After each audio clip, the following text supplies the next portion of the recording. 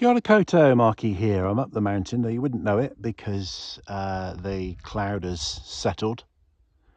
So you would have a beautiful view down into the blue yonder, but it's a bit grey. We do have the sound of birdsong though in the background, which is nice, although it's gone quiet now I've mentioned it. Here we go. I don't know if you can hear that. It's coming from behind me. I think you can see the you can see a fat wood pigeon, I think, up on the branch of that tree. Notice the thing about my videos, they're full of diversions and tangents and digressions, and when I'm outside you usually get a bit of wildlife thrown in for good measure. Now that, I believe, is what they call here a wood pigeon. Now we have wood pigeons in the UK, but they're a completely different thing. Well, they're not completely different, but they're much smaller, and they're regarded as pests. But the pigeons here are much beloved.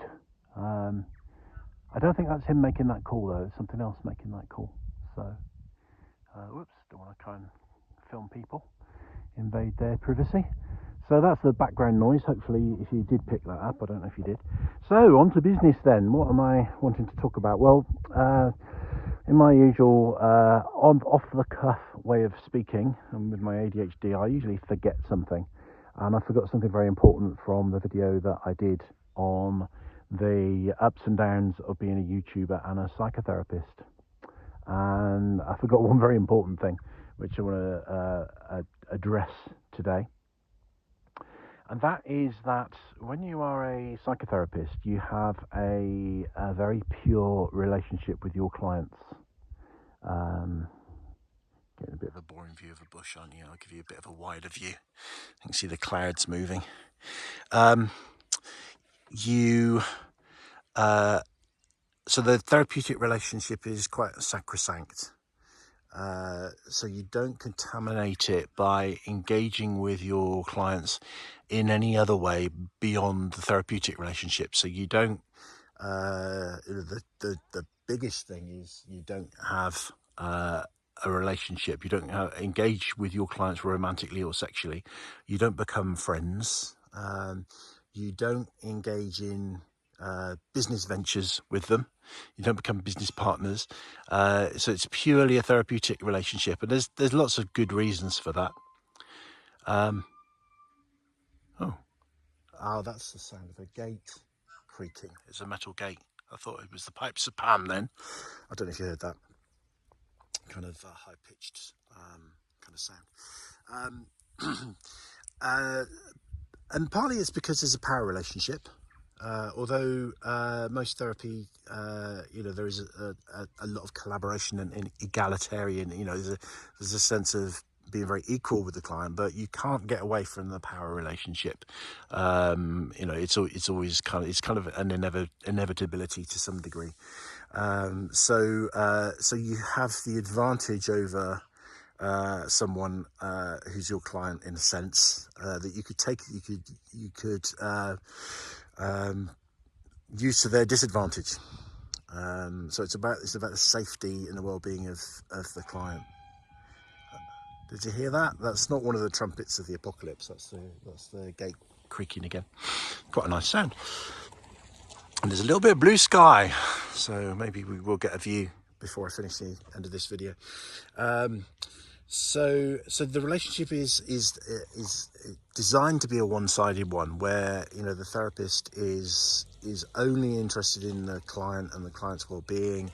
So as a therapist, you don't kind of brag to your client or chit chat about your personal life and stuff like that. It's you're interested in them, and that's the pure goal of the relationship. So if you were to engage in, if you were to employ them, for example, if you were to give them a job or go into business with them or end up in a romantic relationship, that's a real no-no. And also the other thing is, therapists tell you, or clients tell the therapist, all their most vulnerable things, all their secrets, all the things that they're ashamed of. So the therapist, has a lot of information about that person, which of course is again is sacrosanct, is kept confidentially. But if you were to engage in some other relationship with a client, it's possible that information might leak out, or might be misused, or stuff like that. So that's the nature of it, and that's in terms of, I've talked about this in other videos. I'm probably more on the self-disclosing side. There is a bit of leeway. So some therapists, particularly psychodynamic therapists, and I won't go into this in too much depth because I've covered it in other videos, but they're for therapeutic reasons. They really are trying to minimize the amount of information that the client has about them.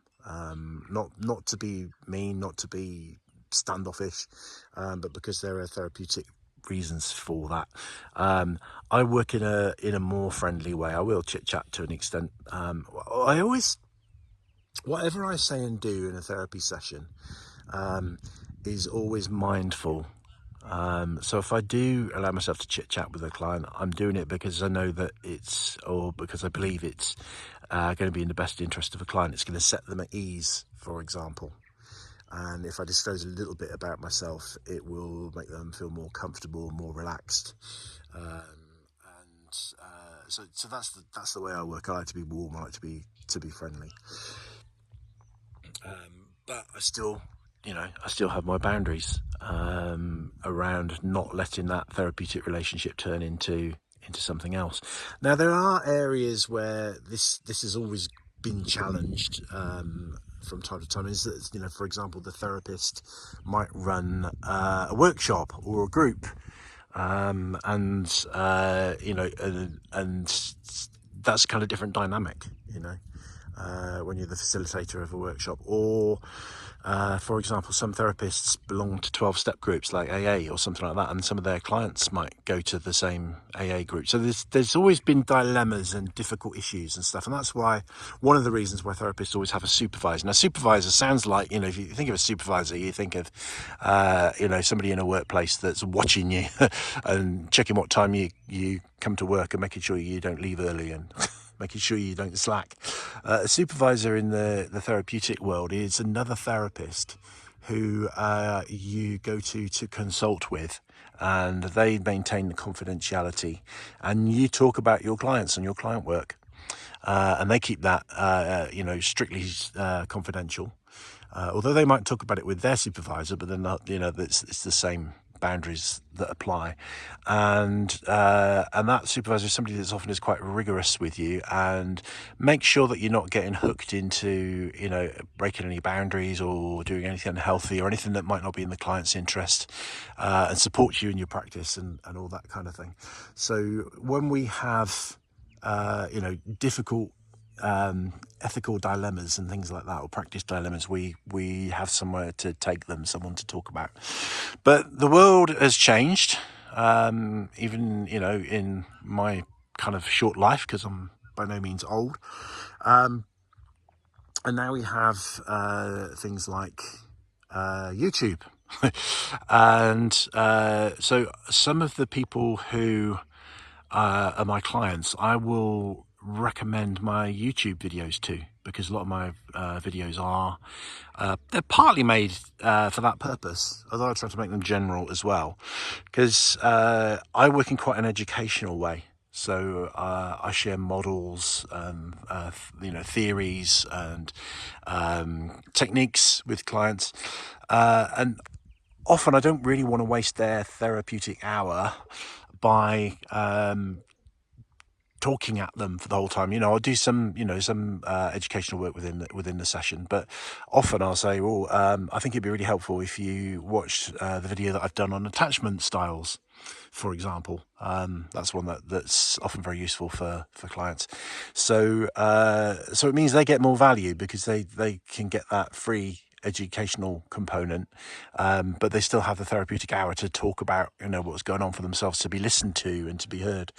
I'm not passive in the therapeutic process. I do quite a bit of talking in the session as well, but I don't want to do that more than I have to. So So where it becomes a bit of a potential issue is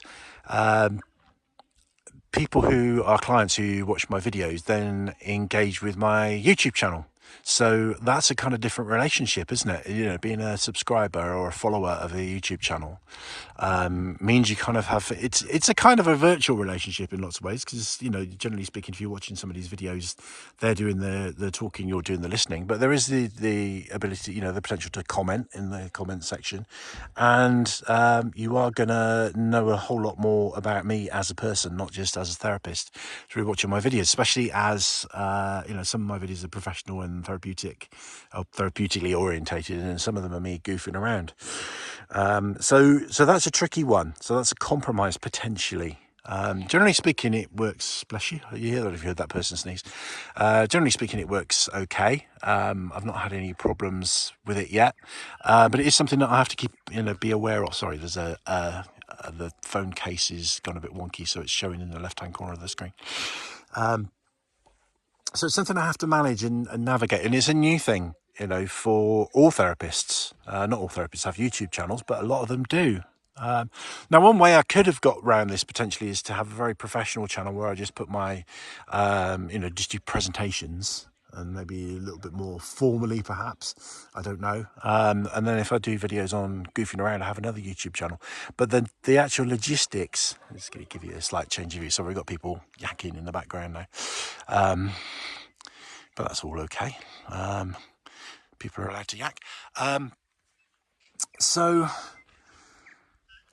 it's not an option for me, because I would find that overwhelming. I wouldn't be able to manage lots of separate YouTube channels. And that's the dilemma I've had, really, because I have such wide interests, and often they're very different and diverse. I touched a bit on that in the last video, about how some of the things that I'm interested in would put off followers of the YouTube channel, or put off potential clients. So it's tricky. But I just wanted to so that's all I wanted to say, really. I just wanted to say that the therapeutic relationship can be compromised because by having somebody watch your YouTube channel, on some level you're engaging with them in a different way. The relationship is different. And when you have multiple relationships with clients, as in, you know, dual role, I think they call it, multiple roles. So, for example, if you worked part-time in a garage, you know, or you're in a very small community so that you're always bumping into your clients, that's another thing that needs to be managed. So none of these things are the end of the world, but they just need to be thought through and managed carefully. So my main reason for making this video was to open up a bit of discussion with other therapists, to see, you know, other therapists who are YouTubers, just to see what your thoughts are on, you know, whether you've had any problems, whether you've got any clever ideas for just keeping those boundaries and those roles a little bit more distinct and a bit more clean. I didn't get any feedback from the original video, which was a shame. So talk to me. Tell me your thoughts on this topic, and I will catch you in the next video. Rangimarie.